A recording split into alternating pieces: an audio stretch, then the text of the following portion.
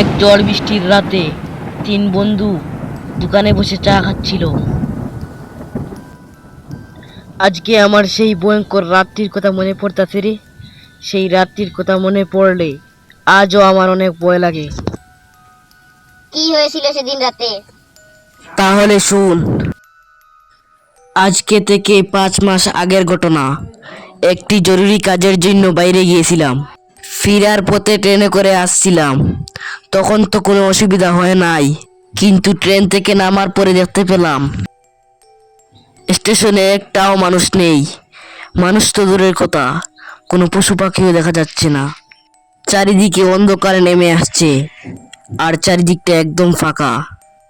Station থেকে বাড়িটা অনেক দূর। তার কাছেই একটা শর্টকাট রাস্তা ছিল, জঙ্গল দিয়ে। অনেকেই বলে ওই জঙ্গলটা ভুতুড়ে, আবার অনেকেই বলে ওই জঙ্গলটায় নাকি একটা লোকের আত্মা ঘুরে বেড়ায়। আমি ওইসব কথায় কান দেই না। আমি এই জঙ্গলের রাস্তা ছুটলাম। চারিদিকে বড় বড় গাছ।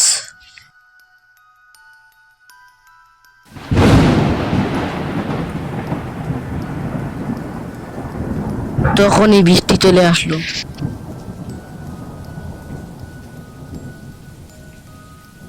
সিজুদা, আরে ও সিজুদা। হঠাৎ আমার নাম ধরে কেউ ডাকলো। বেশ কিছুটা অবাক হলাম। এই ঘন জঙ্গলে এত রাতে কে ডাকে? পিছনে ঘুরে দাঁড়াতেই দেখলাম একজন পুলিশ আমার দিকে আসতেছে। পুলিশটার চোখের মনি নেই, মনে হচ্ছে একটা আত্মা। ভয়ে আমার শ্বাস বন্ধ হতে শুরু করলো। নড়াচড়া করার শক্তি পর্যন্ত আমার কাছে নেই। চোখের পলকেই সেই আত্মাটা বিশাল বড় হয়ে গেল। বাঁচাও, বাঁচাও। মনে একটু সাহস এনে বললাম, বাঁচাও, বাঁচাও। তখনই আমাদের পাশের গ্রামের তান্ত্রিক বাবা সেখানে উপস্থিত হলেন। থাম, থাম বলছি, থেমে যা।